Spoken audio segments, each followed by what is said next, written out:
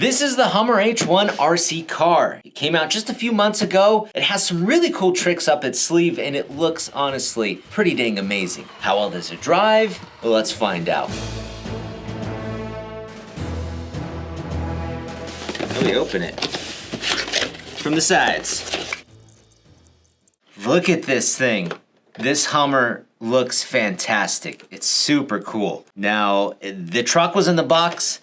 There's a 7-channel transmitter included. It's got a lot of extra buttons to control those channels for the features of this truck, which we'll talk about in a minute. Now, it's a smaller transmitter, but it's got this nice carbon fiber texturing on it. It feels pretty good in the hand, but it requires 4 AAA batteries that are not included. Now, there was also a little wrench that's included in the packaging and the instruction manual, and that's it. Now, FMS is saying that this is a 12-scale truck, and it's definitely a little bit smaller than your standard 10-scale size crawler. But it should be pointed out that this is much more of a scale model than it is of a proper scale crawler. It can definitely go out there and crawl on the rocks, but its capabilities aren't going to be nearly the same as a crawler.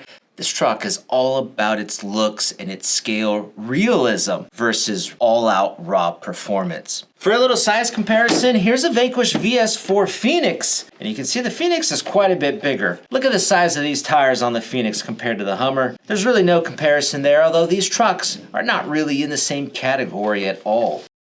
Now, the body on the Hummer is primarily made of plastic, and it's got a lot of molded details in there, like all the different rivets going along the back, the sides, the top of the bed, they're all over.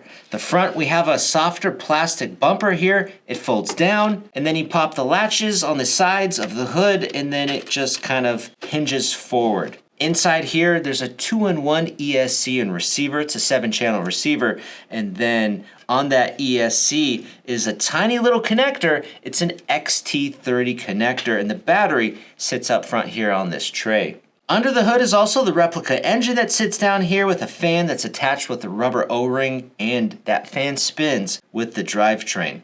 Now up front you have all those light lenses for our headlights and our side lights and our blinkers. We have a couple of tow hitches attached to the front bumper and a couple of more attachment points up on the hood. Running down the side, you've got those latches for the hood. We have foldable mirrors. We have doors that open, these door latches. You get your fingernail underneath there, you pull it up, and the door swings open. Closing the doors is really easy. You just kind of push on them and they latch into place and they feel pretty sturdy. In the back of the truck, this tailgate, it comes open. If you want to take off these tiny little latches, they're pretty small. You might need some needle nose pliers or something. But this tailgate can pop down. All of these light lenses have lights in there. This rear bumper also has some more tow hitches that actually move. This is a harder plastic than the front bumper, but that front bumper is going to take a lot more abuse. These tires are pretty cool too. They say Goodyear Wrangler, and then this is a little cap over the wheel nut. Let's see, how can we get this off? So with the cap off, you can see underneath here, that's just a 5.5 mil nut holding on that wheel. Now underneath the wheel is a 12 millimeter hex. I wasn't quite sure what that was going to be. And then you got to get a look at the portal axles, because this truck uses an independent suspension, but it's a double wishbone setup with portal axles front and rear. And the rear end actually steers also, which we'll show in a minute. For other tires and wheels, 1.9 crawler tires are probably not going to fit at all. 1.5s,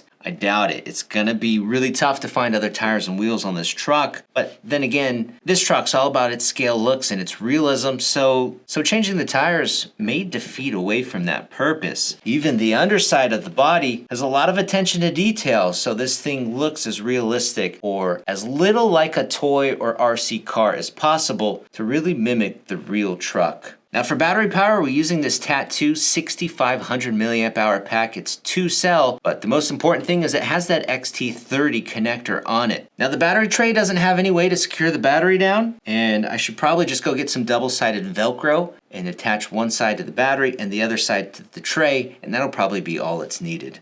Now just like any standard RC car, you've of course got your steering on the wheel and the throttle with the trigger.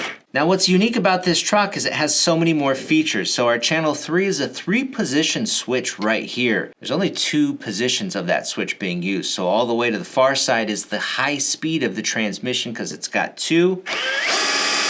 And if we go into the middle position or all the way inward, it's the same. That's going to be the low speed on the transmission. channel 4 right here controls those 20 LEDs and all the different modes. So we'll hit it once, we get headlights, you hit it again, you get high beam headlights one more time. It's all the lights and it makes the side blinkers blink. Hit it one more time, headlights go away and so do the blinkers, but the blinkers turn on when you turn the car. Now channel 4 also has a secret feature. If you hold down channel 4 for 2 seconds, you'll hear a servo move. And that's just put the 4-wheel drive into 2-wheel drive. If you give it a little gas, the front tires are still spinning, but there's just a little bit of resistance on them from the drivetrain. But right now I'm holding the front tires, they're not spinning. So I'll hold it one more time. I'll hold down channel 4 one more time to engage 4-wheel drive. Servo moves, and now we've got 4-wheel drive.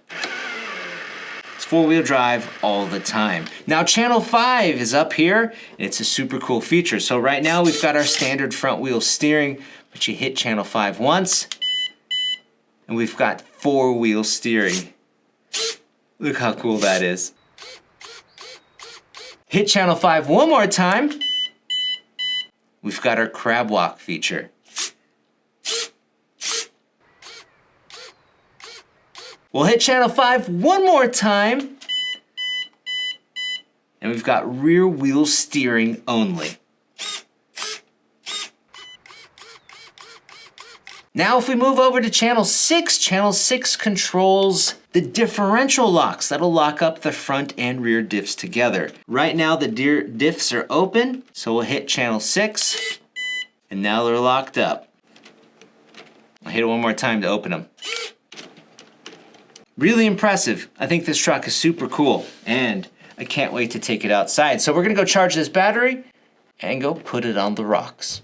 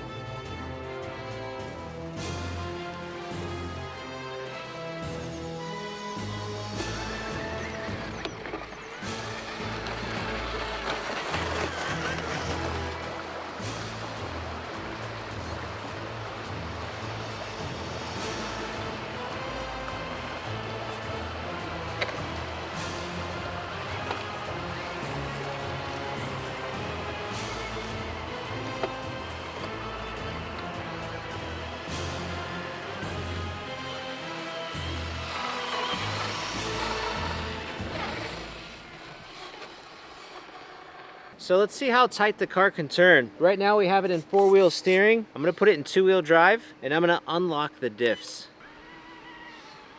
That's how tight she turns. That's pretty dang tight.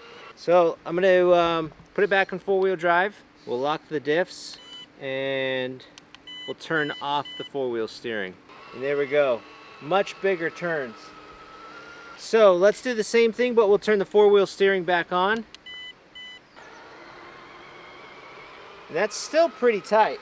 We're back from crawling, and wow, that 4-wheel steering is really awesome out there on the trail. The truck did pretty dang good too. It was really dusty, and cleaning this body off was a big chore of using some canned air and a brush. But while out there, I realized something. We can change the tires and wheels. Let me show you. These are the Yeah Racing Spec T touring car tires and wheels. And I know these may not be everyone's cup of tea to do this on this truck, but it does open you up to a lot of other tire options. Plus there's some rally tires you could put on touring car wheels. But just for fun, here's some other options. These are the Retro Drag RTs, and it's a silver chromed out dish wheel, and I think they look fantastic. It's kind of an old school style of drag wheel, and you're gonna either love or hate this. These are the White Wall Low Pro Lowrider tires and wheels, and yeah, it's flashy. Now I think the last thing here to try are some drift tires and wheels, and let's go drift it. So it's not a drifter, but we had to try it. On two-wheel drive, it just spun out, but on four-wheel drive with four-wheel steering, it was drivable. FMS claims the low-speed gear tops out at 3 miles an hour and the high-speed tops out at 5, and with these shorter drift tires, it tacks out even faster. But it's okay, we had fun just watching it go around. The Hummer H1 is an awesome scale recreation of the real Hummer, and it's hard to look away if you're a fan. It feels like a highly detailed model, maybe even a work of RC art, and I definitely recommend it if you're a fan of the original H1. Guys, go check out the Hummer H1 and everything else we talked about in this video with our links down below, and for more RC videos, check these out.